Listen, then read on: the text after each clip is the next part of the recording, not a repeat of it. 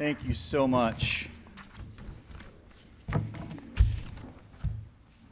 As I said earlier, you sounded and also looked fabulous. So, I want to thank Chauncey Bittner for being the celebrant today. I could not have done this without him. He did all the work, and I am just going to stand up here and look pretty for. But that's open for discussion. We serve the generations that came before us and the ones that come after us out of gratitude, not servitude. As a lot of you know, I work in the flooring industry, so excuse this flooring-related tale of the generations. It's a beautiful day in a park, and sitting on a park bench is an older gentleman. We'll call him from the greatest generation. And he's sitting there for quite a while, enjoying the day, and then in the distance he sees coming towards him a millennial. Stereotypically clad in horn-rimmed glasses, skinny jeans, a macho, a frappuccino, and a man bun. And because there's no other place to sit in this huge park, he sits down next to the older gentleman. The older gentleman looks at him and scoffs. And the younger man is tweeting or LOLing or OMGing or something on his phone and really doesn't pay much attention, but he hears it again, and he really notices this time the older gentleman is looking at him. Finally, this man from the greatest generation says, "Your generation doesn't appreciate anything nice that requires any kind of hard work or craftsmanship." And without missing a beat, the millennial says, "Correct me if I'm wrong, but aren't you the generation who covered up beautiful hardwood floors with carpet?" Okay. It's so true. You know it. Beautiful oak with celery green. It's a thing. We are owed nothing. We are owed nothing by our past and future generations. Our reliance on them needs to come from the feeling of responsibility and the desire to help out of love. My grandmother on my mom's side was an amazing woman. We called her Grandma Pearl. Part of it was because she was married 3 times. It's not as tawdry as it sounds, but the great-grandkids were confused, so we just called her Grandma Pearl. But she raised 5 kids, not necessarily by herself, but with an unenthusiastic, alcoholic, non-supportive husband. Now, in that, my grandpa was one thing. He was an entrepreneur. And he had a hot dog stand, a popcorn stand, and a root beer stand. So they were carnies.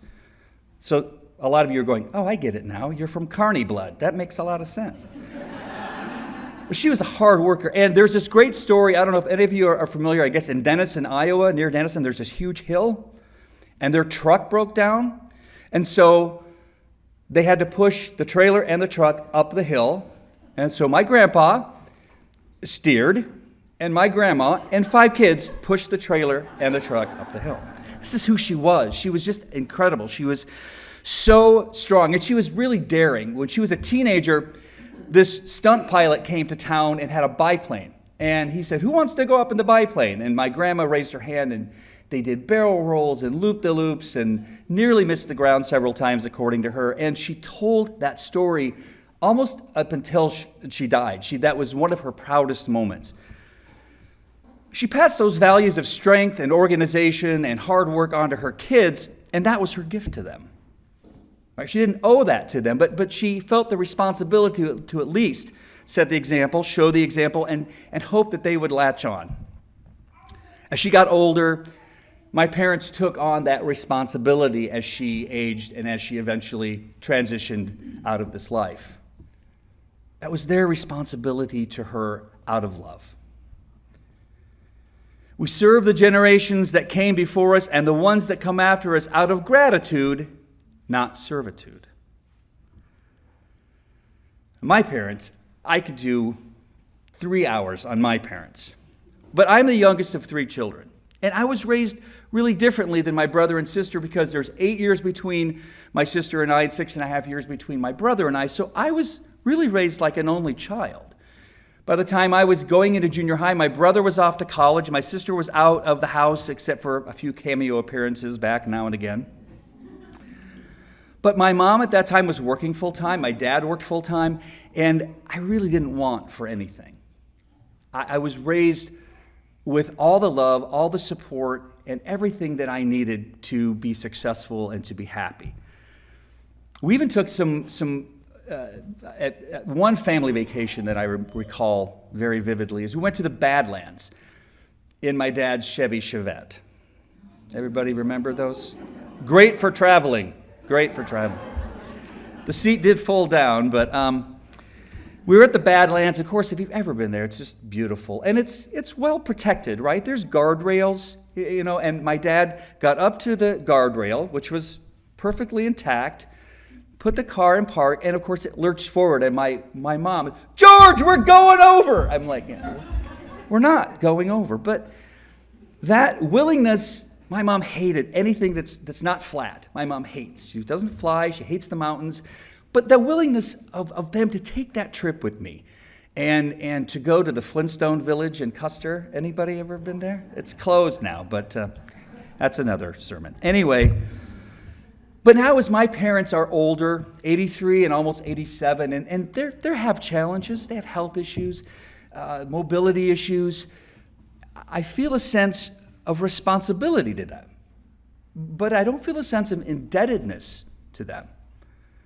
Yeah, my mom does play the, well, it'd be nice to see you every once in a while card, but it's not that feeling of guilt that drives me to want to help them. It's that responsibility that I have as their son, to help them and to guide them through the last stage of their life and make sure they're comfortable and happy, and I want to be their advocate.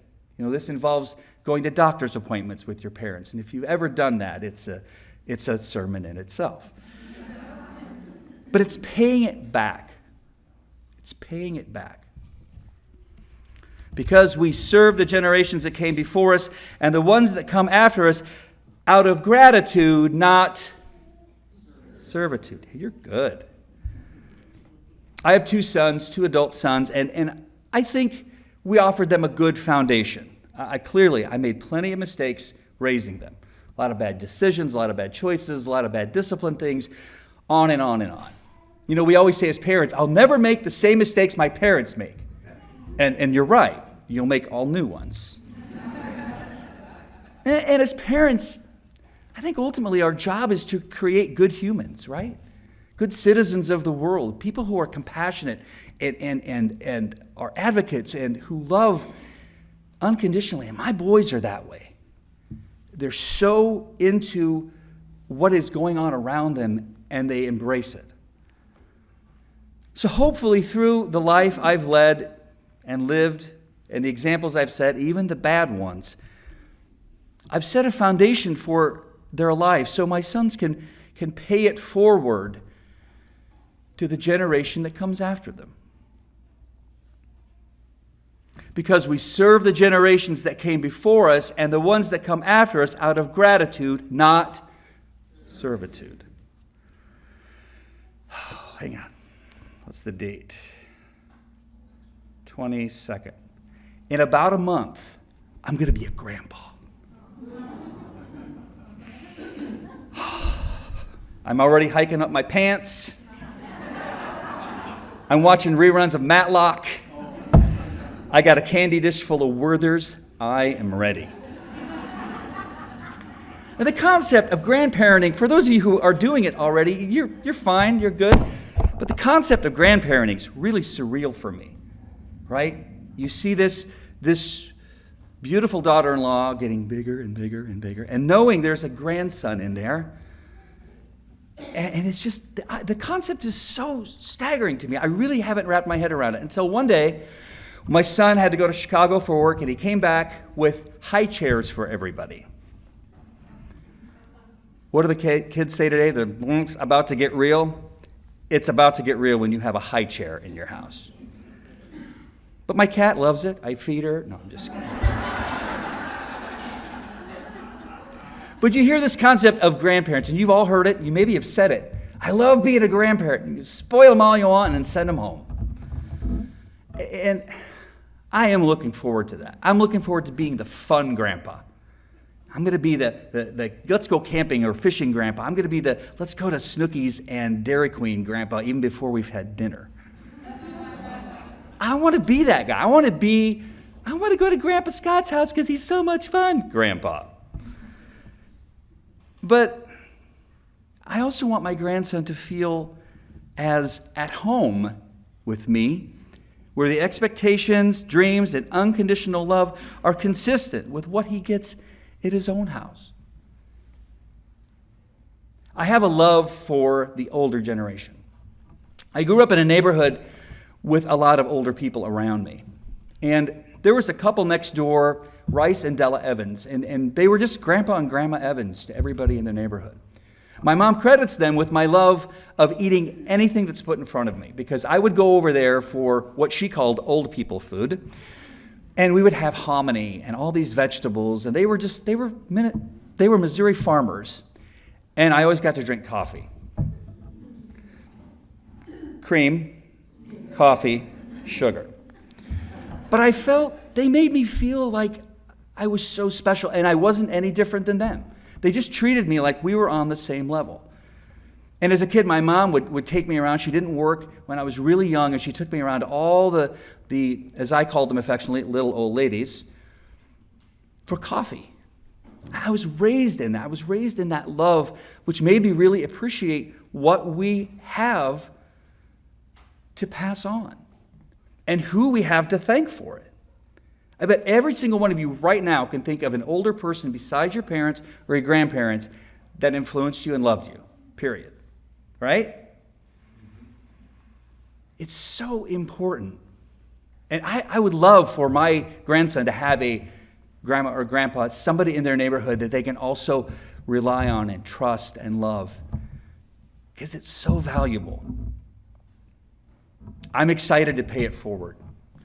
I'm excited to show this grandson who is unnamed. They have names, they're just not telling. We have a lot of names for him, but none of them are good. I always say, how's little Mufasa doing? I said, how's little Saddam doing one day? And haven't said that since.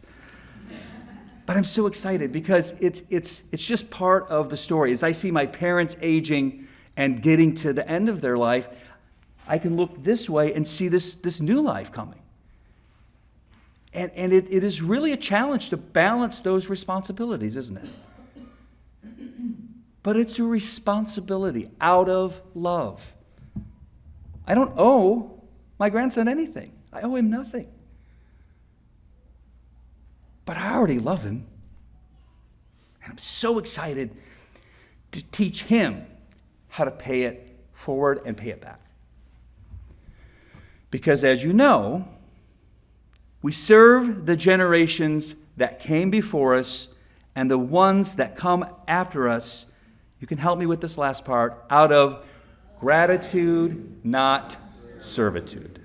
And may it be so.